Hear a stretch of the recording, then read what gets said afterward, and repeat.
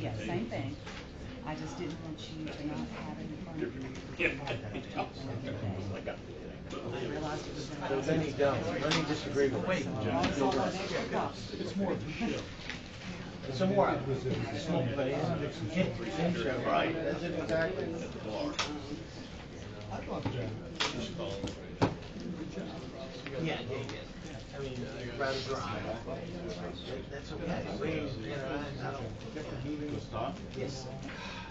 Yeah, the cars at the end was under road. Yep. It's busy.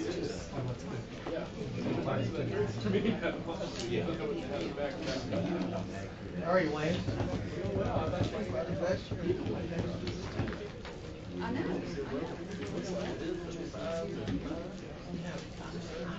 This never happens. I thought my office was closed. See what? I thought my office was closed. Oh, that's all right. But I've gone ahead and scheduled a client from the bottom. He and I, and then I thought, oh no, I need a witness. We'll certainly find another witness in the building.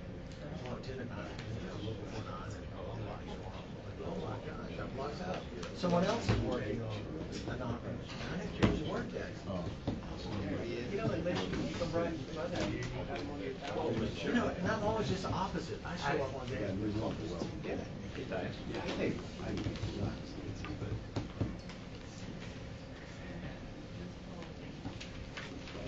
Good morning, everyone. Good morning. Nice to have you for our February the 16th, 2006 CAT board meeting. And I'd like for you to give the roll call, please. Yes, sir. Thank you. Good morning, everyone. Good morning. Chairman McCaffrey. Here. Dr. Thomas. Here. Mr. Brooker. Here. Mr. Dawson. Here. Mr. Dorman. Here.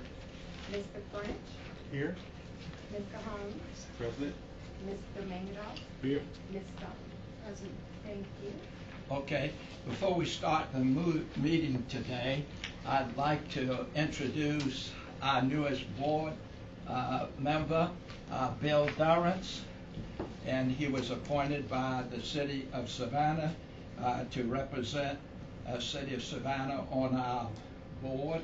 And I'm sure that some of you know Bill, but he's been in the community working for different things, and he's a famous photographer, been all over the USA and representing Nikon, and he, in fact, I got some classes from him before.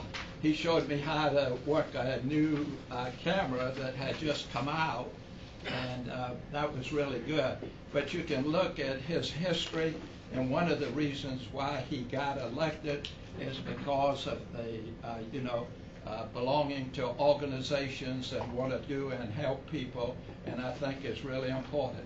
So, Bill, we welcome you this morning. Here, here. Here. On item number 2, the approval of minutes for the January 19th meeting, I need a motion on the floor. So moved. Second. All in favor signify by saying aye. Aye. All opposed, motion carries. Action items, item 3, St. Patrick's Day service. Thank you, Mr. Chairman. Staff would like to request board approval for CAT to participate in St. Patrick's Day activities, including the provision of shuttle services, which we've been doing since 2011. Okay. Does anybody have any questions on that? Bill? I just have one question. Are we going to have a presence in the parade this year? Yes. We're going to have a bus in the parade, yes. Okay. Okay. All right. No change. Everything's same. Same this way. All in favor of the Time was. Oh, yes, sir. All in favor for the participation? Motion? Okay, have a motion on the floor to second for the St. Patrick's Day parade. All in favor signify by saying aye. Aye. All opposed? Motion carries. Item 2 under... I thought you made. No, I said we need to make a motion. I will make the motion. And I'll second the Okay. motion. All in favor signify by saying aye. Aye. We've got another ghost approval. Okay. Any opposed? Motion carries. Next, the line of credit. Curtis? Thank you, Mr. Chairman. Staff requests the board approve the renewal of CAT's line of credit and authorize the chairman to approve and sign any modified documents to the extent that there is any concern the documents are not in final form. On August 24, 2007, CAT established a line of credit with Wells Fargo Bank to facilitate cash flow needs.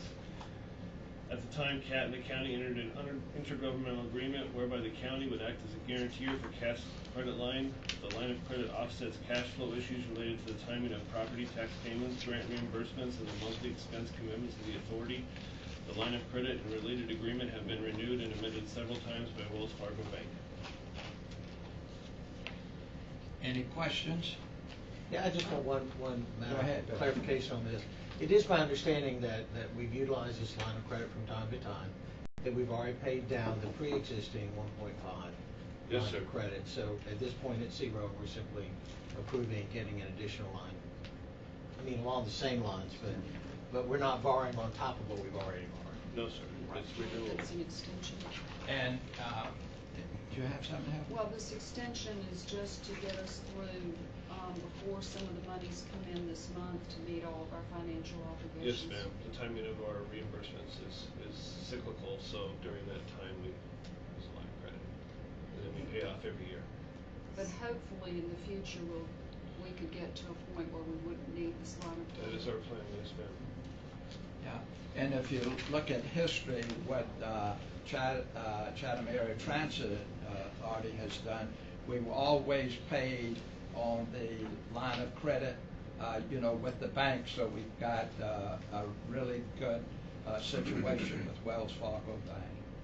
It actually is a very good report. 14 months ago, we were at a high of 7.2 million, and we have made 2 annual payments on the long term of $1 million each, and have reduced the line of credit to 0. So we have permanently reduced our debt from 7.2 to 3 million today. Need a motion on the floor. Oh, you want to say something? Yeah, I have one question, then I'll make a motion. Does this have to now go to the county for approval again, or this is? The county will hear the annual renewal and their board report on the 26th. And I will be there to answer any questions that the commission may have. But we also voted a couple of months ago to continue with the other part. Yes, ma'am. The last vote was just a 60-day extension. Mm-hmm. And now this time we'll renew it for another 12 months. So it will run from March 1st to February 28th of next year instead of a calendar year. And so you've met with the county staff and Mhm. they're okay with it? Yep, and Ms. Kramer's ready to prepare that report and present it before the commission on the 26th. Need a motion on the floor for approval. Move to approve. A second? I have a motion on the floor and a second for the line of credit approval. All in favor signify by saying aye. Aye. All opposed? Motion carries. Item 4, presentations. T-Splosh, Curtis. Thank you, Mr. Chairman. I would like to introduce Mr. Mike Backer to give a presentation on the T-Splosh and service. Yes, certainly. Thank you. 2 bills have been introduced in the General Assembly dealing with MARTA gaining the authority to levy an additional 1/2 cent tax for a period of 42 months. Those are specifically Senate Bill 313 and Senate Bill 330. The reason there are 2 is Senate Bill 313 was introduced and was assigned to the State and Local Government Operations Committee, which is not where it was supposed to go. I will not speculate why it was assigned to that committee, but that's where it was assigned. 4 days later, a companion bill, which is exactly the same bill, but is SB 330, was introduced and was assigned to the Transportation Committee itself. Last week, there was a hearing on 313 in State and Local Government Operations Committee, which basically was litany of reasons why giving MARTA this taxation authority did not make sense. Today at 4 o'clock, Senate Bill 330 will be heard in the Senate Transportation Committee. We're not sure if this is going to be a hearing only or that in fact the bill will be considered and voted out. Specific items to note about the bill is, number one, at this point in time, this legislation would only apply to MARTA, only applies in the MARTA counties. It would require that one of those counties pass a T-SPLOST first. The T-SPLOST would be up to 1 cent to be levied for a full range of transportation projects that could include transit. Part of the debate going on now in Fulton County is whether they are going to levy 1 cent totally to go to roads, bridges, streets, etc., or they're going to levy a ½ cent to go, or I'm sorry, 3/4 of a cent to go to streets, roads, bridges, and a 1/4 cent to MARTA. A 1/4 cent to MARTA for a 5-year period does not meet their needs. They need a ½ cent and are requesting in the legislation for that to be 42 years. So the way their legislation would work is that a county would have to pass T-SPLOST first in order for what I'm calling the TRANSPLOST to then go into effect. The votes could be simultaneous, so that you could vote for the T-SPLOST and you could vote for the TRANSPLOST at the same point in time. So there are a lot of moving parts in this. How does this affect us? We are watching what is transpiring relative to Senate Bill 330, Senate Bill 313, to see if there's an opportunity for us to move forward with a similar piece of legislation. This morning, language has been given to Legislative Council that would mirror what MARTA is trying to do, that would allow any county in the state to basically enact a TRANSPLOST piece of TRANSPLOST Act, provided they had already passed a T-SPLOST and provided that they had transit, of course, because it would only be used, could only be used for transit projects.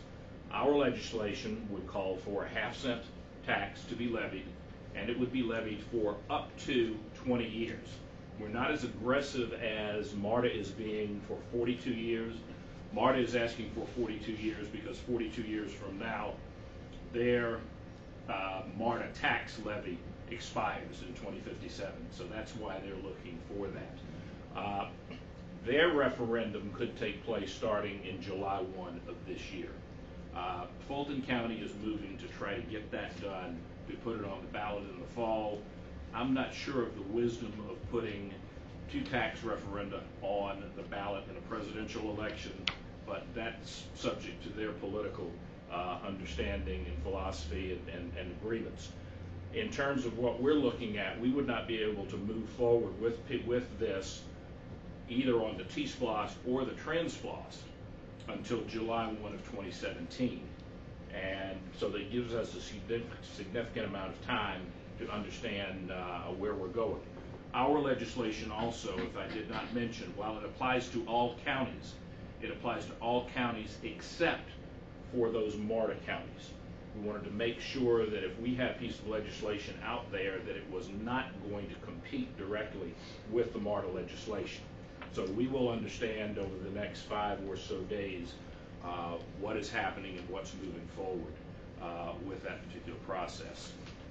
On CERTA, the applications were in hard copy on Friday. Actually, the deadline for electronic applications were on January the 31st. There were 10 applicant jurisdictions with 22 applications for a total of $119 million requested for a pot of $75 million.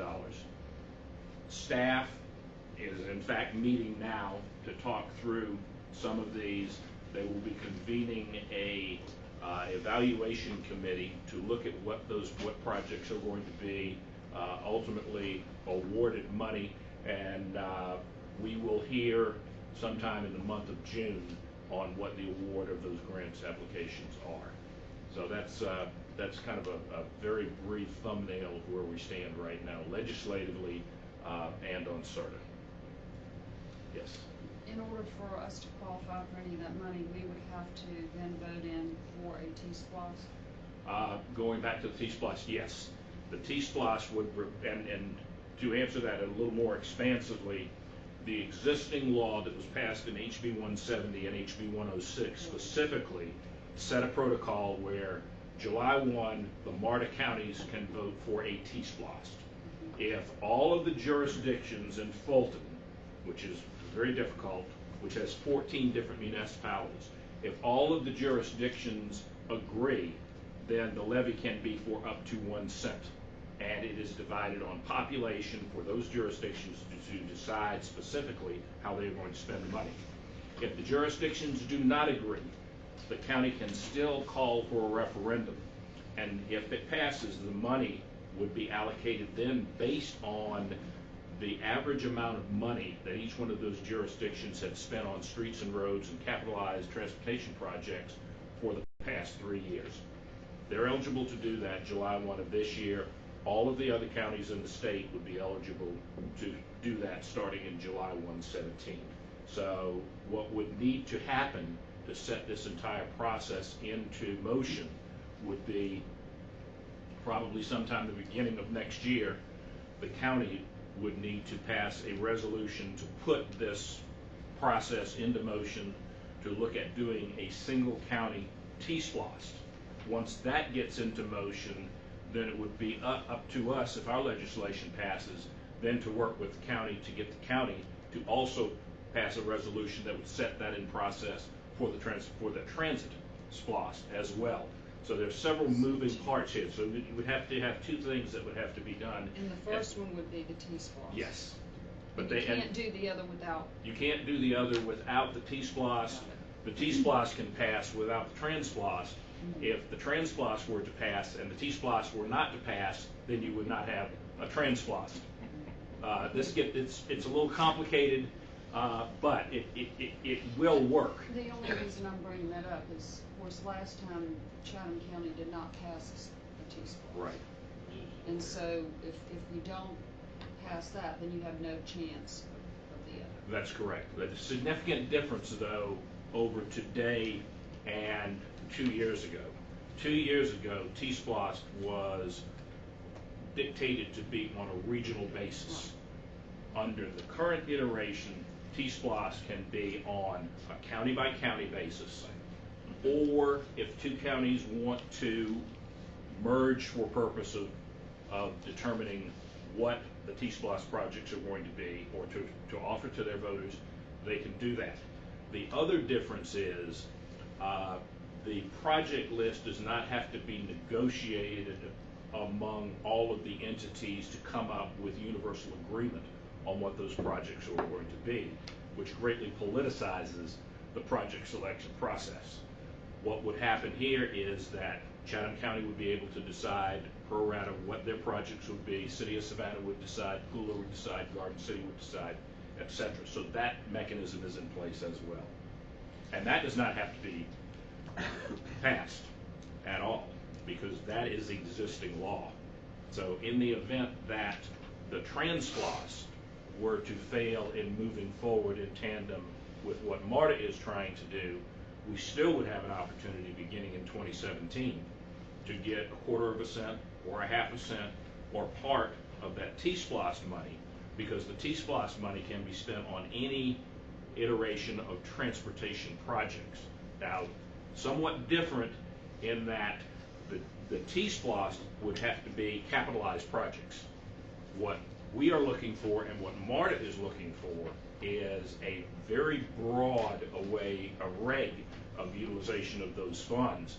That would include operations, maintenance, capital, administration, engineering, any kind of expenditure that we could make, and would include all modes of transportation, either existing now, bikes, ferry, etc., or that in the future would increase mobility.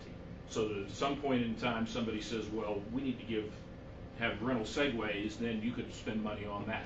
Or if there's a decision to say, let's build a monorail somewhere, well, that would be authorized within this legislation. So we're trying to look forward as we move forward with this to cover eventualities, to give us the greatest amount of flexibility possible. Howard and then Bill. What's the logic of having to have a T-Splosh pass first without a transportation tax? Because this is not the way it's done around the country. There have been a lot of cases around the country that have just done a small transportation tax. Right. So why are we tying ourselves first to a full-fledged T-Splosh? We're already tied to a full-fledged T-Splosh.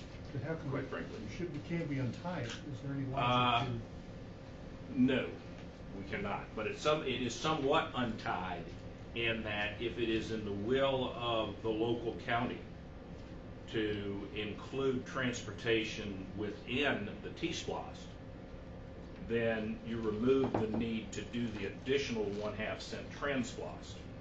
If the county wants to avail themselves of the entire 1%, then you've got a safety valve that allows you to move forward independently. Or let's say we decide as an agency that we really need a 1/2 cent for the time period that we're looking at moving forward, and the county and the jurisdictions decide that they really want that entire penny, then you've got an opportunity to go out there and move forward independently, albeit with the county, but somewhat independently with trying to capture that additional money. And that's the reason why MARTA is moving with their legislation. The Fulton jurisdictions, from what I have been able to determine, heard, seen, and read, are entirely comfortable with providing MARTA a 1/2 cent for 5 years. I'm sorry, a 1/4 cent for 5 years. A 1/4 cent for 5 years really does not help MARTA and give them the kind of money that they need to move forward with projects of the scope and scale that they need in Metro Atlanta. So that's why they're moving forward with the 1/2 cent, and further, that's why they're moving forward with the 42-year levy, which probably is a little questionable at that time frame. But one of the reasons they want to get that is that if they have a sufficient guaranteed flow, then they can bond a number of these projects and start moving on these as quickly as possible, as opposed to having to wait. For them to do something in 5-year increments is very difficult. And in fact, there has been concern voiced and discussion about, is the 5 years in 170-106 actually appropriate? Because if you pass the SPLOST and are ready to start collecting the tax January 1/17, 5 years, most likely you're not even going to be able to see any concrete being poured on a transportation project, because it takes that much time in advance to do the engineering, design, property acquisition, etc. on those types of projects. So that potentially could be changed as well. So I think my worry would be that if the T-Splosh passed, we would get a very, very small piece of it. If we were included. If we were included. Yes. But if T-Splosh passes for a percentage, and then you come back and you ask for 0.5% for transportation, I think you put the transportation side at a very difficult sell. I mean, really, really difficult. So I'm just wondering why. And the last seminar I went to for APTA, they had a case study. I think it was Salinas, California, and the case study was named "Go Small or Go Home." And they knew they could not pass a point. They knew they couldn't pass 3/4 or half, but they knew they could pass what they needed. And I just wonder if maybe trying to get totally on board with T-Splosh and coming afterwards is just going to be not going to happen. Well, it could be. Could actually be. What we're trying to do is create a tool that we could have that would be available. But it sounds like MARTA is doing those, if they get permission to go forward, they would be doing the referendum, both referendums simultaneously. Yes, they would be simultaneous. So we could do the same thing if we wanted to. Yeah. So you would actually be doing both bills on the same ballot. Yeah, I understand, but I think asking for a percentage and asking for a percentage and a half on top of V-SPLOS and S-SPLOS and everything else that's going on is a hard sell. then you may not get anything for It anybody. didn't even pass last time, and what the voters are gonna remember is T-SPLOS, they're not gonna take the time to study the difference between last time and this time. So, My real question was if and that's probably a more important issue, but if MARTA does not get permission to go forward with the TransPLOS, but only the T-SPLOS, does that prohibit us from doing both later? Makes it very difficult for us to pass our piece of legislation. However, the fallback position would be if they do not get their legislation, we simply would remove the language that exempts MARTA counties from utilizing our legislation, and then our legislation would apply to every county in the state. All right, James. Mike, which one of our local representatives is on transportation? Bob Bryant. And Bob finna step down. He is. He has been very, very supportive of our wishes on transportation. Right. What's your relationship with our local delegation? Very good. Very good. Very good. What do they think about what you just presented us now? We presented the broad concept of this to them during our pre-legislative meeting, and they like the idea. In fact, Senator Lester Jackson is the champion on this, and his staff has this before Legislative Council right now. Mm-hmm. He is ready to move forward with this to get the dialogue going on this aspect that would provide basically the same thing that MARTA could potentially do to the other counties in the state. So did you meet with them doing some annotating anything? I've talked with them. I see them just on about a daily basis. So I've had conversations with all of them about this concept. And they all on board? They're all on board. What have you heard after Bob stepped down? Who probably would be the logical person to follow Dave? We're trying to figure out who the candidates are going to be. No, how they gonna handle transportation? Oh, how will they handle transportation? I'm not sure. We would need to get another individual on transportation. Exactly. And what we would have to do is once we know who that new person would be, we'll need to get with that person and the other members in the delegation to see who is most interested in serving on-house transportation and get them to include that in their list that would go to the speaker. Because the speaker is the one who makes that decision. Yeah. Would have been good if you had met with Bob when you was up there doing some annotating. Yeah. So you could have probably go over that. Good point. Okay. And what I'm going to do on this, so it doesn't happen like the transportation situation was defeated before, is that I'm going to talk to the local Chamber of Commerce to please come out, because it's really important for that. What the state did, well, what happened was it was set up for the Georgia Chamber of Commerce to do the advertising and marketing for that bill. And unfortunately, they waited 3 weeks before the election time. And what they did was, instead of talking about how important it is for the cities and that kind of thing, what they did was on television, and some of you, all of you remember, that they had an individual and they had a script there, and what they were doing is just talking about, need everybody to vote for the T-SPLOS, the transportation thing. And they had several people doing that, and it was basically almost the same thing in every city or county that they did during that. So that's why this time we need the Chamber of Commerce, because a governmental agency cannot use their money to advertise and market those types of things.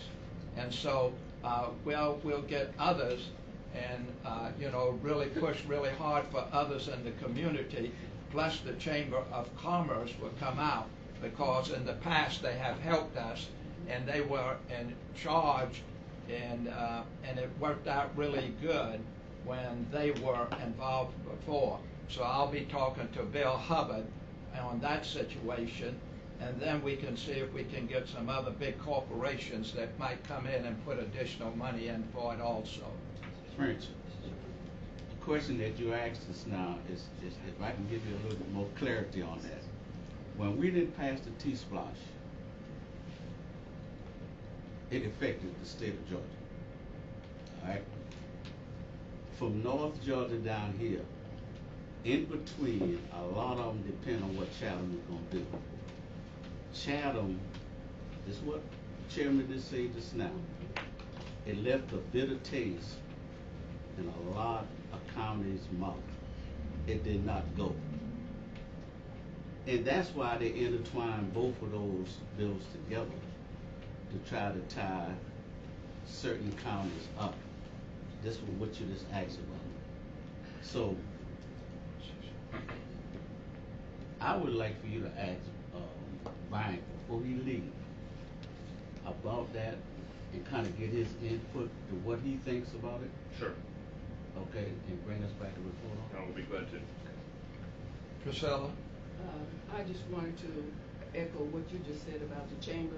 The chamber plays a very important role in just about anything that, we might do. So I think that if we can follow suit accordingly to what you have just projected, I think would be a plus for us in that regard. And then also to follow up on what Mr. Holmes had just said about Mr. Bryant. I have been in constant talk with Mr. Bryant since we worked very closely together on a lot of issues and served many of the same people. I think that would be very prudent. Now, I do know that there are about 3 people who will be vying at this point for that position. And we're going to need someone who's going to be very, very active and someone that's going to have some knowledge and also someone who will be willing to further educate themselves as to the expectations of that particular office. Do you have something else, Bill? I just had one question, and this is slightly removed from, what's on the table now and the like, but why is it that transit in our community is so reliant on sales tax funding?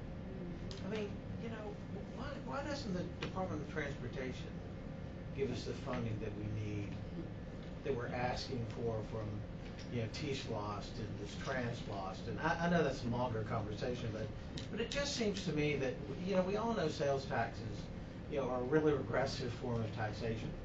And, the people who are least able to afford it are the ones that end up paying for it. So, I mean, this may be, like I said, a topic for another conversation, but it just seems that we're captive, to the state's refusal to step forward and, really be a partner in this. And, they look at us to, I won't say nickel and dime, but penny and halfpenny, the folks here at home to pay for these things.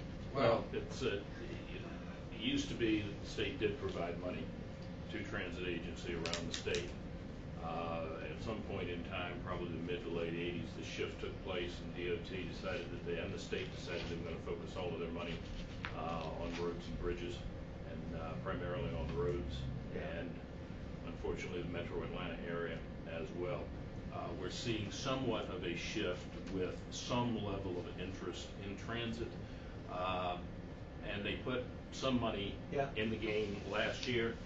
We were disappointed that there's not any money in the game this year, but the final budget has not been written. We think that there is support. We know there's support at the top levels to give support to transit, but the question is, what is the level of that support? Is that support to allow us to tax ourselves further, or is it support from the state to actually put money in to allow us to share in some of those DOT dollars? And that's the debate that is still going on. Okay, any other questions? Okay, thank you very much. Next item is the water ferry. Curtis? Thank you, Mr. Chairman. I have Marine Director Jimmy Gumby and Planning Director Nick Hummel is going to do a presentation on the water ferry.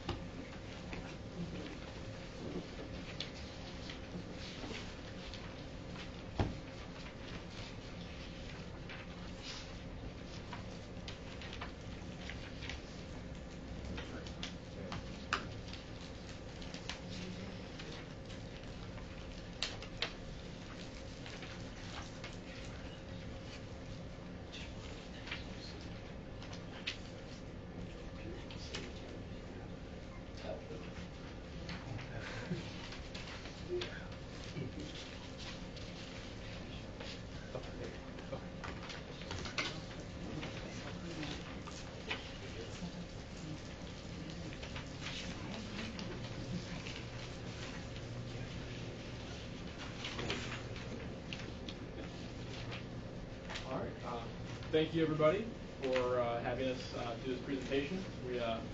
Curtis asked that Jimmy and myself do a brief presentation to update the board on the Savannah Bells Ferry. This was actually a presentation we were asked to develop in collaboration with the Trade Center and to educate their board as well, which will happen tomorrow. So since their board meeting got postponed last week, you get it first. So we're your dry run? For those of you who don't know me, I'm Nick Helmholtz. I'm the Director of Planning and Administrator for Savannah Mobility Management. And I'm Jimmy Gunby. I'm the Director of Marine Operations for Chatham Area Transit. So today's presentation, we're going to focus on water ferry operations between 2009 and 2015. We're focusing on that period because that's the last major service change that happened with the water ferry. At that time, it shifted from being a two-boat operations, where we had two boats in service simultaneously, to one boat in service at any given time. We established what we call the triangle route, which you see here on the slide. We should also mention that the water ferry is operated by CAT on contract to the Trade Center. It is a service that they purchased from us. And the total, the water ferry employs 14 people. Those are, go ahead, how many captains and deckhands? We've got 2 full-time captains, 2 full-time deckhands, and the rest are part-time. And we have a full-time mechanic, a part-time mechanic, and myself. So we're totaling at 14 employees. So go ahead. I was going to say, so we're going to go over some service statistics, our budget, comparison to peers, and our grants and future projects we have on the water ferry. Our ridership total from 2009 to 2015, a 7-year period, we're at close to 4.5 million riders on the water ferry during this time frame. We're averaging about 631,000 riders per year. Our average ridership per day comes out to 1743, and a milestone for us this year during Rock and Roll Marathon, we were able to move 2,184 people in an hour between River Street and Hudson Island to get the runners registered for their conference and their running. So that was a pretty big feat for us. That's a lot of people going back and forth across the river, and that continued for 3 or 4 hours. So everyone's got to go over there and register. So that's full capacity for us. There's no way for us to actually beat that number. Under our current infrastructure. Right. Yeah. And the bottom statistics show our ridership going up every year. 2015 was down just a small margin. That's due to convention center bookings and things of that nature. We may have a group one year that we don't have the next year, or it may be a smaller size. So very minimal decrease there. Yeah, in terms of service supplied, we typically measure that in terms of the hours. So you'll see the chart here is 2009 to 2015 number of hours of service that we run the water ferry. Averages right around 7,000 hours, and in 2015 was just slightly under that. Over the 7-year span, in total, we've run just over 50,000 hours. And we have 17 hours of scheduled service per day. That starts at 7 a.m. and runs till midnight every day, 7 days a week, 362 days a year. And typically move about 88 passengers per hour during that time. In terms of trips over the 7-year period, we have completed over 301,000 trips across the river, and average just over 42,000 per year. And that works out to having about 15 passengers per trip that we perform. So you can see, even though the ridership has grown over the 7-year span, actually the service that we've supplied has remained relatively steady in terms of the number of hours and trips. Our operating revenues. Our total revenues over this 7-year period is close to $6 million. You can see the major contributors to our budget is SAMI, the Westin, and the Trade Center are the next two. Every year the Westin gives us a minimal amount of money because they're on the island. They benefit directly from the water ferry service. The Trade Center picks up a majority of it. JARC, we don't really get JARC money anymore, but since this period, 2009 to 2015, we received some JARC funding to assist with the water ferry. City of Savannah, the Hudson Island Transit District, and our charter sales events are when the groups come into town and they request extra service. That's where the charter sales money comes from. They have to pay an additional fee for us to ramp up our service to accommodate their passengers. And Jimmy, when you say we, you mean the Trade Center receives these Yes, revenues? yes, the Trade Center. Couple of other points to note out here. The JARC funds are FTA funds that CAT was able to assign to this project back in 2009 and 10 and thereabouts, and then as Jimmy mentioned, that pool funding was restricted for this use. City of Savannah contributes occasionally, and it's been averaging about $70,000 per year. Weston has an agreement with the Trade Center for $25,000 per year. However, that's going up in the next coming year, so we'll see that number rise. The final one there, the Hutchinson Island Transit District, that's a property tax that's actually levied on any property that's on Hutchinson Island. So it's a relatively minor form, but could potentially grow as development happens. Okay. And a CAT contribution that doesn't show here and wouldn't because it's Trade Center revenues is $144,000 insurance allowance we gave them in 2011 and an additional $50,000 in grant revenue that we gave them for one of these years also. Well, how much, it says total revenue, $5,821,243. And what is the total cost I'm talking about? Is that total cost include everything, or do we subsidize it? On the next slide will be our total cost. So we'll roll to the next slide, Ms. Terry. So to answer the question, the service is not subsidized by CAT. It's operated on contract to the Trade Center. CAT, anything we spend is refunded by the Trade Center. So it's just CAT's a management company pass through. So any monies collected from all the people you see contributing is how we operate the water ferry. So our total cost is exactly what we've taken in. Our cost per year to run the water ferries is about $831,000.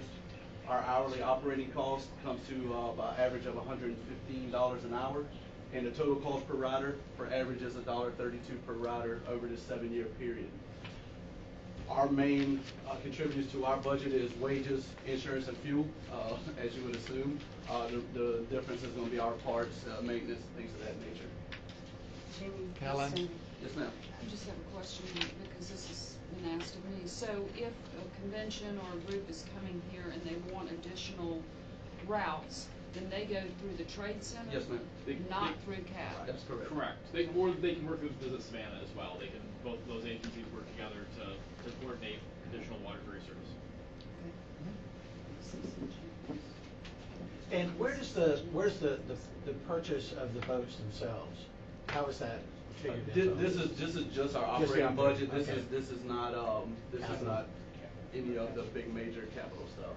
Mr. Broker, there were several grants, FHWA and FTA grants, to including a piece of an ARA grant that were used to provide 80% of the cost of our newest ferry boat, which cost about $2.2 million. This is just a curiosity question. Yes, sir. The captain and the first mates all have captain's licenses from the Coast Guard? Just the captain is required. 2 of my mates do have license, so they can bump up and do both jobs. But as long as there's a valid captain license on board, the deckhand is not required to have a captain's license. So you've always got a captain on board? A captain and a deckhand on board at all time, yes, sir. 2 people per boat. Right. And that distinguishing feature is actually one of the interesting things that adds to the cost profile here. On a normal fixed route bus, we have one person employed, at a time. On the ferry, we have to have 2 people on board at all times. So that definitely drives the cost and drives the wage. Is the captain limited in how many hours he can work a day? 12. It's the Coast Guard regulations. We follow all USCG rules, so anything that's in the Code of Federal Regulations is what we go by. Any other questions on this part?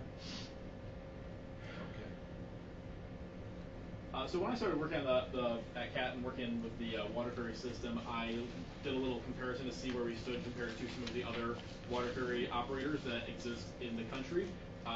Luckily, we have information from the National Transit Database, so we can could look through there, and there are about 20 other public transit operated water ferry programs in the country.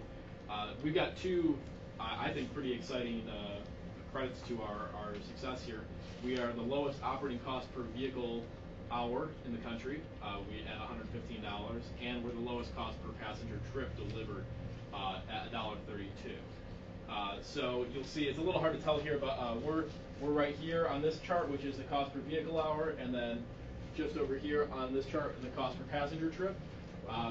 The median costs for other ferry systems per passenger trip are well over 4 times where our costs are on both the vehicle hour and passenger trip.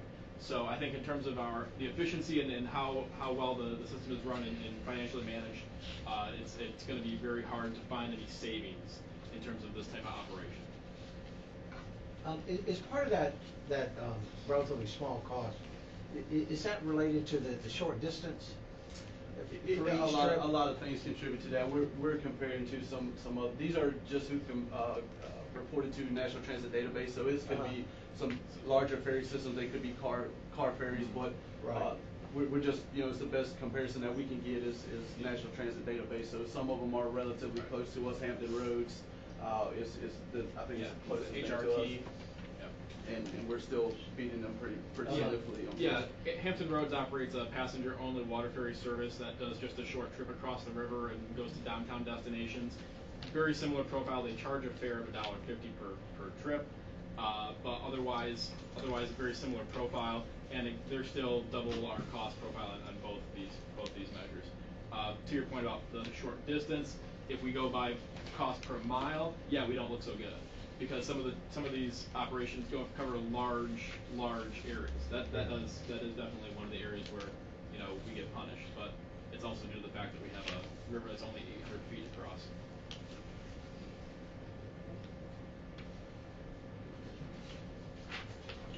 This one? Oh no. Did we miss one? I think. This was the. We'll go with Here? Oh, no, come on back. One back, sorry. Don't miss that top bullet. Don't get me going, I'll go back and I forth. know she wrote it out and used a numeral. So in the 7-year period, we have had 0 accidents involving the water ferries, which is a compliment to my crew for doing a fantastic job out there on the ferries. Our passenger complaints average about 9 per year, or 1 per every 70,000 passenger trips. The conventions and events supported citywide, mainly at the convention center, is 1,095 events, totaling over a million attendees. And as you all know, you don't come to a convention by yourself. It's usually your wife and your kids. So they also enjoy the water ferry and contribute to our ridership and our success. Okay, any other questions? Is that it? One final slide, and this is our. We'll wrap it all up. Just want to let you know about some of the future projects that are on the horizon for water ferry. We have one grant that we are working on, and we are waiting on a DNR permit to replace the City Hall dock. It needs a replacement dock. It's in a bit of a shabby condition right now. We hope to have that straightened away here within the next few months. We are also waiting on a decision from the FTA on a proposal we did to do major maintenance and rehab on all 4 of the ferry vessels. That was just under $900,000 of work. So we expect to hear on that in the summer. In addition, we'll be working on to improve some signage and wayfinding around the ferry landings. We're going to be doing some exploration about the future needs for replacing the Hutchison Island dock. It's currently owned by the Trade Center. And we have some possible ability to get some funding to replace that and upgrade that. So that's under the exploration phase at this point, although at this point it's in good condition, it's not falling apart. And finally, one thing that is very close on the horizon is the opening of the water ferry, the City Hall landing shelter, which is, we have a rendering of here. This is on the River Street side of City Hall, and it's under construction now. We expect we should have a ribbon cutting sometime this spring. And we'll keep you posted on that. When did we apply for the GNR permit? It's been a while. It's been a while. We actually just spoke with a guy this morning. We're looking at about 60 days before we're issued our permit, but it's 2011. We applied for that permit. That's the one. All right, and we've got all of this You ought to time fill in some element. marsh. Here's what I'm gonna suggest to both of you. In the future, when you have a situation like that, let us know about it. Okay. See, because we could have put input in there, and we could talk to our legislators, and one of those DNR people on that particular board, I think, is from this area. Okay. Also, so see, we've got 5 years that have passed by now and don't have that permit, so it will help us because it'll help, the overall operation if we get that done. Thank you, sir. Okay, go ahead. That's it? No. Go, Are sorry. we continuing to operate the pontoon? Only on days when we have extra boats in service for, like, say, for instance, St. Patrick's Day, things of that nature. But there's always a ADA accessible boat in service at the same time with that boat. But she's 129 passengers, which is significantly more than our 86 passengers. So we try to include her in, Rock and Roll Marathon, 4th of July, things of that nature. Anytime we have some extra boat service, we will use that boat. And she's actually due in this grant. We're doing some rehab on her to get her up to speed. She's an old boat. She's from 2000. All of our boats, 3 of our boats are 11 years or older. So we're hoping to get this maintenance rehab so we can bring those boats up to speed. She needs more. Yes, she does. Bill? Yeah, I was just going to say that I think this is a really impressive report. I mean, it is dangerous taking people across that river as frequently as they do and the number of people that they take across the river. And Jimmy and his folks just must be doing something really right, to avoid any accidents. I mean, it's a busy port. It's a dangerous river. I'm really impressed with what we've accomplished with this, and it's something we don't hear enough about. And I'm really, and Curtis, thank you for suggesting that this presentation be made, and I appreciate what y'all done. We thank y'all. Thank y'all for your support. Thank you very much, both of you. Thank you. Okay, next, the Executive Director's Report. Thank you, Mr. Chairman. This will be in section 8 of your board packet.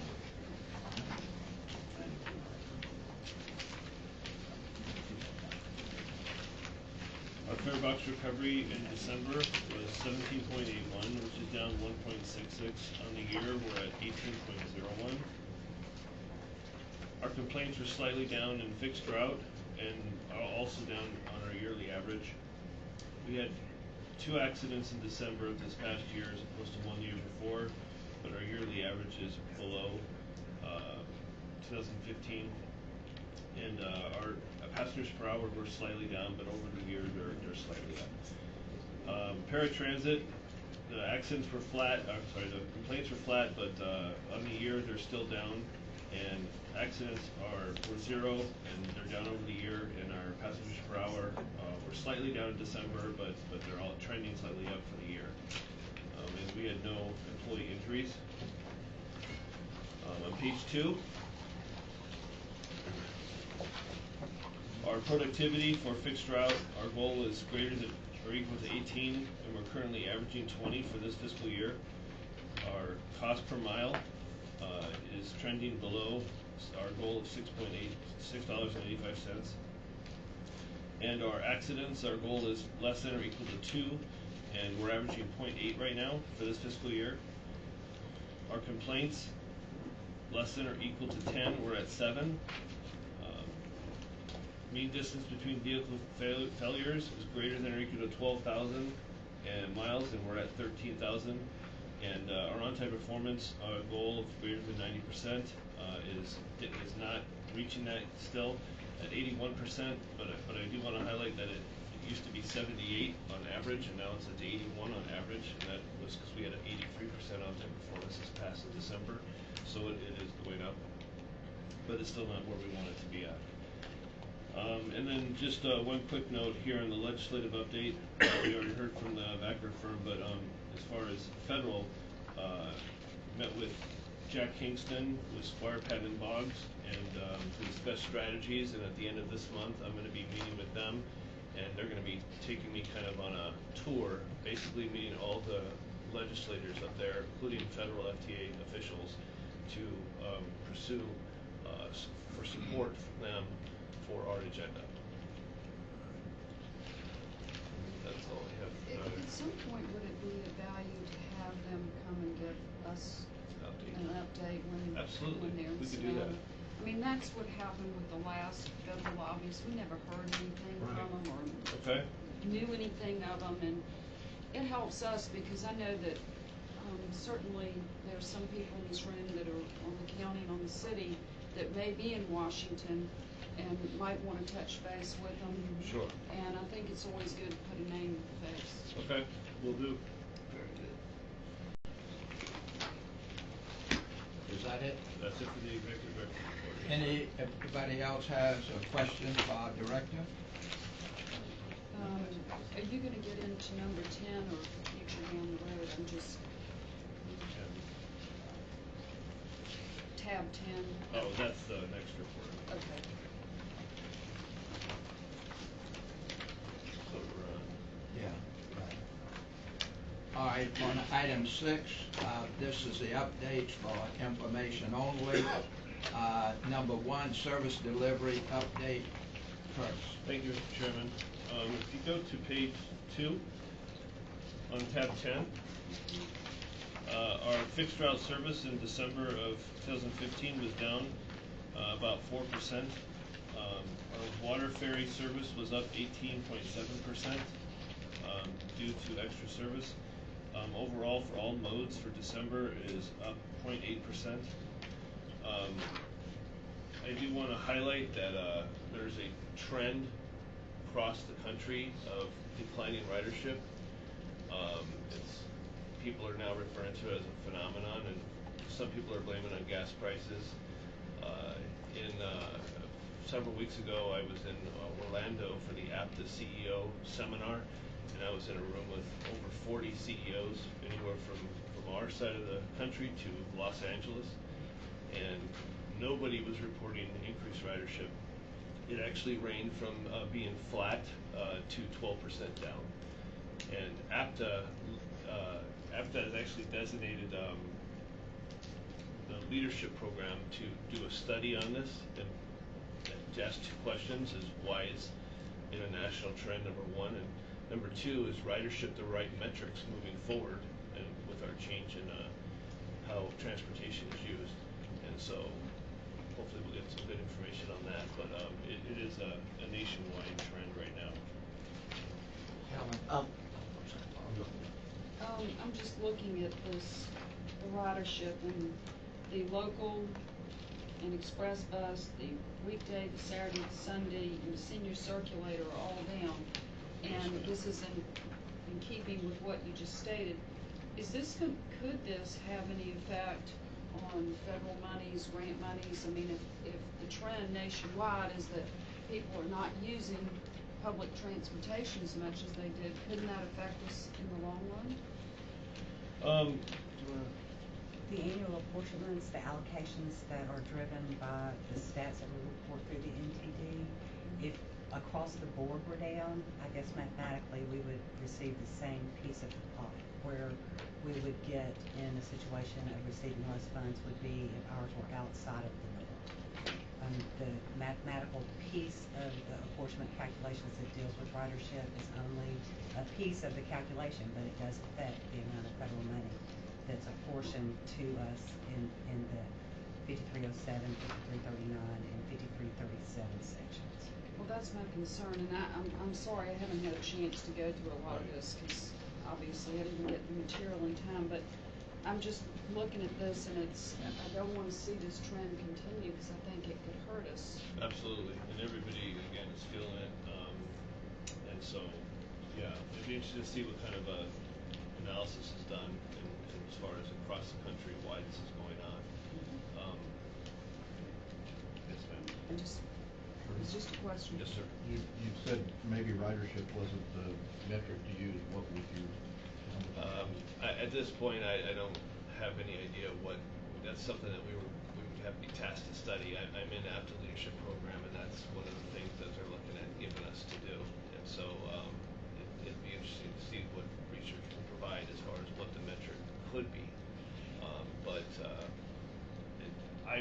actually surprised it was even brought up, as maybe that's the wrong metric, and so it's something certainly to ponder at this point.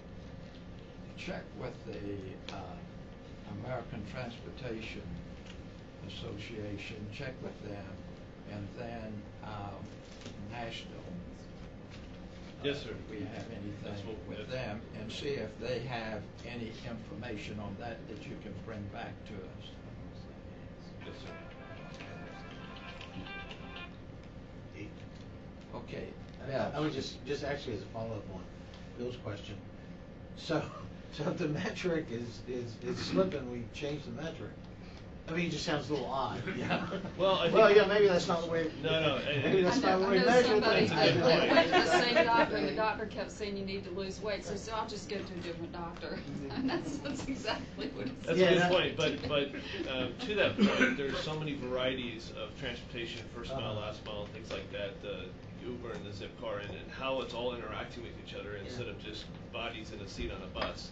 And so it's something that it was brought up that they wanted us to look at, so, but I understand your point. Yeah. Let's hope the millennials are not buying cars now. Correct. That's That right. would be a real change in the program. Yes, sir.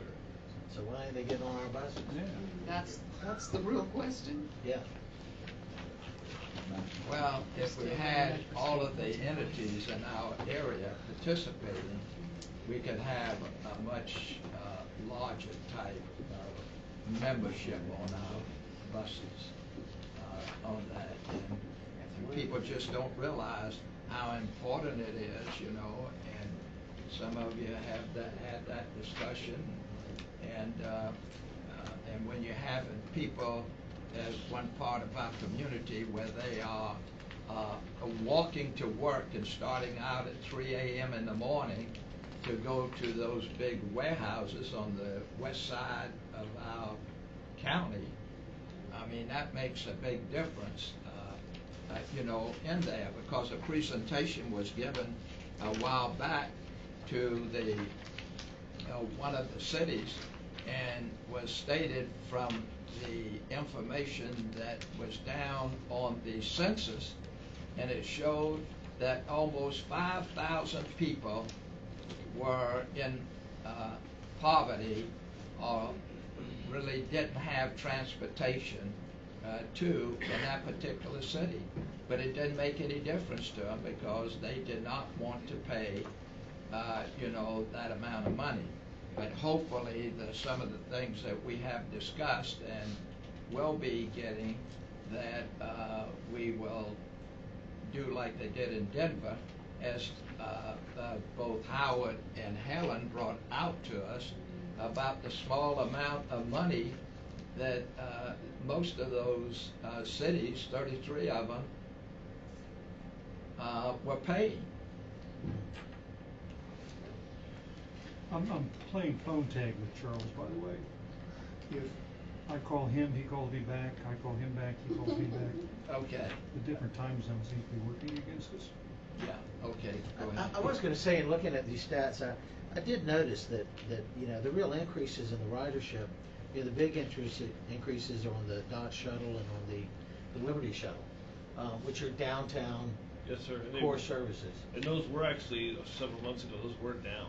And now Okay. they've rebounded to be back up. What the biggest statistic to look at is a lot of the driver, the 4%, who's really, I mean, if you take this stat out, we're only about 1% down, is the 80 Tiger Shuttle. Right. If you look at last year, 15,000 students, and this year 6,800.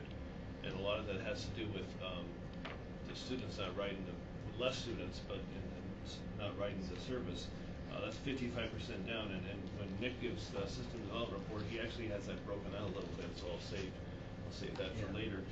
But two other things I want to highlight that's good news is that the Airport Express was up 7.9% in December, and that stat right below it, you probably haven't seen that in over a year, is the 114 Express was up almost 14%. Usually it's down 60-70%. And the airport. We're still in 1 passenger per hour. Right. I'm pointing out the You're pointing out the highlights. And then the 170X, that is. Yeah, the 178 is the University Express, and that's up too. Okay. Yeah, that's up. But the Tiger shuttles are main workforce for Savannah State, and to be down 55% really hurt us. And the airport, just to say this quickly, they really appreciate us putting the bus service out there to them, because some of the people there, employees, have been asked, is there any less cost for other type of transportation besides the taxi coming into Savannah? We need to Go help ahead. promote it then. Right. Curtis, on page 7, where it talks about the number of wheelchair boarding, looks like there's a 25% increase. Yes, sir. It looks like that we are maybe transitioning some of the folks that are currently Yes, sir. paratransit users to stick route. Yes, sir, and if you flip it to, compare that to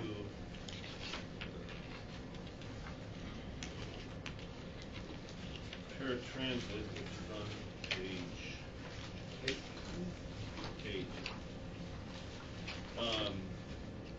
Our wheelchair trips are down almost 7% there, so they're up on fixed route and down in paratransit.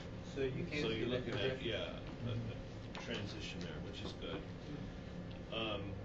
While we're on page 8, I just want to point out that there were 5 functional assessments, and 1 failed, and there's currently 4 appeals in process.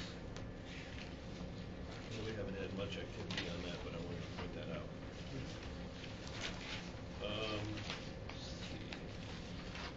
So I'd like to go to page 11, if you would, please. Our call center, if you look at fiscal year 16 compared to last year, we have increased our calls, but yet we have improved our answer time, our speed to answer, by 22 seconds per call. So to increase by a few thousand and improve that number is really good. But I just wanted to point that out. If anybody has any questions regarding the report. I was to go back to page 8 for a minute. Yes, sir. That 1,500 either cancellation or no-shows, while it's a decrease of 24%, it still seems really, really high. Yes, we've been down every month. It's been lowering and lowering and lowering. So yeah, the trend is great. So hopefully it'll continue that trend, so we have fewer cancellations. Any other questions on this subject? All right, next, item 2, system development update. Nick? Thank you, Mr. Chairman. Return to the system development update in the packet. You'll see a briefing of the work that the system development department has been working on the past month. Marketing and communications, you'll see. What page is that? Oh, I'm sorry, I don't have the full packet. Tab 12. Thank you, page 12. The marketing communications staff have been working diligently to continue to build partnerships in the local community. You'll see a briefing of some of the work they've performed interfacing with the Business in Savannah publication, Visit Savannah, continuing to push open data, some statistics about our social media engagement, and other events that have been attended relating to Savannah Chatham Day and the Downtown Business Association. On the following page, you'll see an update from our outreach staff in terms of the public meeting that was held in January and other events that the outreach staff have been coordinating with, including the STEM Festival, the Savannah Traffic Jam, and Keep Chatham Beautiful. Mobility services, as Mr. Colliver just mentioned, the paratransit certification is mentioned there, recertification I should say, and you have a briefing about that topic. And the final topic is planning, which is my department. You'll see that we have been working on a proposal for an expansion of the cat bike system in coordination with Savannah College of Art and Design. And you'll also see a summary of the grants that were submitted in January and the amounts and the proposals that were created. So that's my report. On the bike share program with SCAD. Correct. You all got that email from that salesman for that competing bike company? Correct. How did that all work out? We're still waiting from SCAD for a decision on that. We expect to have a meeting with them here this month, and Yeah, we've submitted a proposal to them that was developed by our consultant, RSNH, which would allow us to expand the system, I believe, by 20 stations in the downtown area, and it would be a network that would serve both the community and the students who are at SCAD. And their model, we were on that call, their model's a little bit different than ours. Correct. Yeah, they have a slightly different program. They do it. They're a different technology in terms of the back-end communications, the software, the payment method, and so forth. So it's a phone-based system. But you think SCAD is going to stay with us, or are they going to go off on their own? I haven't heard a decision yet, so we'll have to. I hope they stay with us. So if you know anybody there that you can tell, it'd be great. One final thing, and thank you, Curtis, for mentioning this. The memo regarding the ridership should be attached to this section of your report. Tab 12. And this explains partially the decline in ridership that was experienced in December. The primary cause of that we determined was the tire shuttle. That's Route 80, which is an on-campus circulator for Savannah State University. Last year, December, classes ended. They ended on December 8th, so there were several class days in December where students were riding the bus for trips to class. However, this year classes ended November 30th. So it's basically just a decline in service, and that reflects pretty heavily because that's a very high utilized route. So. Curtis, Yes, sir. when are we gonna start purchasing buses? Purchasing buses, as soon as we get the funding for it. We're hoping that the CERTA grant provides us with an ability to do that. There is the M203, is that M230. M230 funds that we're going to be applying for, which we haven't been able to because FTA had the program was called TEAM, and then they changed it to TRAMS. But during that time, we couldn't work within the system at all. But I believe they're doing training now for TRAMS, and it's going to be up and running soon. Open today, Curtis. You did? Great. That's awesome. So we can finally actually get in there and utilize some of the grant funding to purchase some buses. And we're losing, what, about $1 million annually? Over $1 on million maintenance a year on maintenance of our aging fleet. Yes, sir. Is that going up? It's going to go up every year until we replace our fleet. Yes, sir. Right now, our maintenance costs are thankfully trending low, but we will have to restock our inventory based on some inventory assessments from the maintenance department. And as the fleet gets older, the cost will continue to go up. We have 2 years worth of M230 funds that will total about $1.4 million. So we'll be able to purchase with the match close to 3 to 4 fixed route, maybe 4 fixed route vehicles. And then hopefully with the CERTA grant application, we'll be able to add some additional vehicles there, and it'll make a big difference in the maintenance cost. But to your point, that fleet replacement is one of our top priorities. We're losing $1 million. Yes, sir. Can't keep losing that. It's not sustainable, no, sir. Right. And in December, I asked for a report from our mechanic. Never received it. That I want a monthly report, either quarterly report. Yes, sir. I believe you asked for it in November, for December, and then our maintenance director. And right now we have one of our managers filling in as an interim role, so we can certainly bring him in and do that, or we can wait till we fill that position and then have the new maintenance director do it, however you want to do that. Okay. Okay, and now, any other questions? All right, financial update, Terry. Financial update is in your package. I'll be happy to answer any questions. Summary results, we are behind budget both month to date and year to date, but with the FY16 programming that came out today, we'll be able to modify the operating assistance and PM. You can see in the annual projection that we've picked up $500,000 to $600,000 on the main revenue negative variance, which is the grant revenue, and that will allow us to be right at budget or a little better at June 30th. Of note also is the December 31st grant our loan balances. You see them there at 5.5, and as of today, we're down to an even 3 million. So, any questions? Any questions with Terry? Okay. Any old business? We got the fiscal year 2015 audit transmittal. Ken Duffy. Did you remember last month we presented the FY15 audit? I've handed out a copy for your reference. Ken Duncan, the partner with Daniel and Duncan, is here and will respond to any questions you may have at this time. I just have one. I know that to be in compliance with the feds on this law problems that are going forward, I don't know exactly how you want to term it, but. Well, some of it can't be discussed in open session. Okay. We have to get executive. Okay, but what I'm asking is this audit going to be used?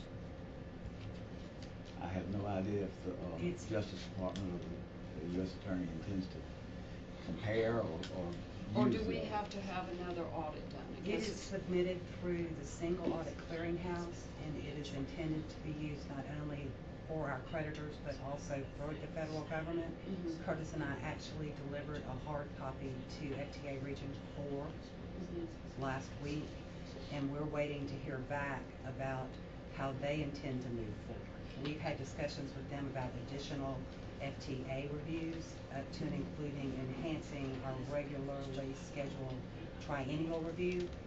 So basically, we should probably just wait and see what the FTA is going to recommend. They will be here in August for our triennial, and they're going to suggest enhancements based on their assessment, which might possibly include all of the areas that we have worries about. I guess and I'm only speaking for one board member, what I would like to see is be very proactive in this situation and have everything that the Justice Department needs to review, and I don't know if this is enough. We do have the internal records, and we've done staff internal review that indicate that all the records are there, all the procurements that we've done are compliant. So if either the FTA or another regulatory agency requests them, they are in order and readily available for review. Because, I mean, this audit sounds like, everything is where it should be. And so I just want to make sure that we should demonstrate to the Justice Department that we want to have everything that they need in front of them so that we can resolve some of the black cloud over the head of Chatham area Transit. I think they're satisfied with our compliance so far and our record so far. Okay. And on the FTA side, like Terry mentioned, we went up to Atlanta and met with them Thursday, and invited them to certainly look at whatever they want to look at, and they appreciated us reaching out to them, and they said they'll be in touch with us. Well, I think that's very important. And I've actually talked to the specific reviewer that will be here in August to do the triennial work, and walked him through what we know based on what we've seen in the paper. And he understands the situation and doesn't feel like at this time there'll be an awful lot of extra review added to his examination. In August. Yes. Wayne? I just had one question for the auditor. When we were talking about the line of credit earlier, that sensed a little bit of skepticism as to whether or not we could operate without the line of credit in place. Yeah, in I my think opinion, I know that's part of not. it would be prudent not to have a line of credit. I mean, you always need a line of credit to meet these cash flow obligations, because money comes in at different times in the year, and once you dissolve that line of credit, then you got to go through a big process to get it back. I mean, I'm not saying you have to use it, but I would think you would want to continue with it. Makes sense. Common sense, you need credit. Unless you have a pretty big contingency fund. Okay. Any other old business? New business? Priscilla? Oh, I'm sorry. I just want want to make a few comments in terms of today's agenda and moving forward. First of all, I'd just like to thank staff for doing such a wonderful job in keeping us afloat and moving in a positive direction. The information that you are supplying us or keeping us updated, and so that we will be knowledgeable as to where we are and where we're going. The other part I want to mention is the fact that together we can continue to make progress by working together. So I just wanted to take this opportunity to say that I'm very proud of each and every one of you, not only just the staff. I'd like to thank Ms. Dumas for picking up on the suggestion about the tab. I kept looking around the table today. I didn't see anybody fumbling. So it was very easy for everybody to follow through as to where we were on a particular topic. So thank you for doing that.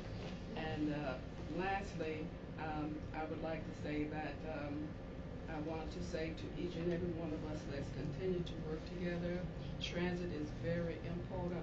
And I just want to say that it's just not, for those who are unable to participate in transit.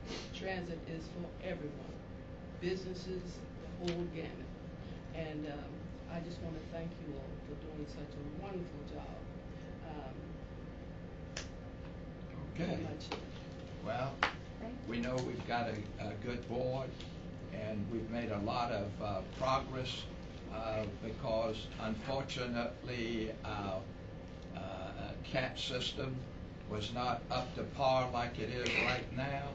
We had many complaints that came in with the others that were, especially we had 2 or 3 directors, and they did not do the things that were necessary, and we could see problems coming in, and why haven't they been addressed, and many other things. So again, as Priscilla was saying, thank you very much for your participation, and we're going to see in the not too distant future that we're going to have a better operation, because I think we're going to get the money. Talking to some legislators that I have, and there are a couple of the top ones, like the majority leader for the House of Representatives is a personal friend of mine, and with him and 3 others, I'm going to be doing a lot of lobbying with them to see if they can help us also. And thank you very much for getting the information for us, Howard. So since you had that, contact with him and putting it together and all, we appreciate that. Well, it's not together yet, because I haven't actually talked to him. Yeah. I've got one other thing I'd like to add is new business, which might be a homework assignment for Curtis and his key staff. When Adam left, I noticed in his report that he sent to us, he talked about a SWOT analysis. And that reminded me, I've been retired for a long time because I hadn't thought about a SWOT analysis for a long time. And I think it might be good if all the management staff sat down individually and did one. What a SWOT is it's strength, threats, weaknesses, and opportunities. And I think it would be good for the staff to put that together for us. We actually probably had a SWOT before you started on the board, Mr. French, and that might be a good place for us to start. Back in 2011, 2010, 2011, maybe even 2012. We could start there and reassess And based maybe the on board the might want to change. do it ourselves too and see if we are in sync with the with the group. Okay. Mr. Chairman, I just want to add, February 23rd, we're having our budget workshop, and the next board meeting is actually March 22nd, March 15th, and that's due to the legislative agenda and APTA, Washington, D.C. 23rd, is that for the entire board? The board workshop, 23rd? budget workshop. Next Tuesday. Right, I have This is a it. mental Okay. health symposium over Okay. For the We'll board. certainly get the materials. This board? Yes, ma'am, for the budget retreat. I'll probably be just understand. coming out the hospital. I understand. I'll try to come by, but I don't know. Beverly will send out an email reminder. Yeah, and We've there's- got a few weeks in leeway if everyone, we need to reschedule. That'll be at Cat Central. Yes. The training. So you're gonna send this out? Yes, we will. And that's gonna be next week. And we might be able to reschedule, we'll have to look at the calendar, when the due dates are I'd and really like to be there. go backwards. Okay, See. manager. I want all of the board members and let us know, since we just got the information, it's gonna be on the 23rd, which is next week. And then we have a board meeting, that you said on this, March 22nd. March Instead of March 22nd. 15th, it'll be March 22nd, yes, sir. okay? All right, thank you all for coming today. I appreciate all of your attendance and your participation. And hopefully with some other things that are going to be coming up, that we'll have the best transportation system in the state of Georgia. Thank you. Bill, nice to have you. Getting homework and I don't even know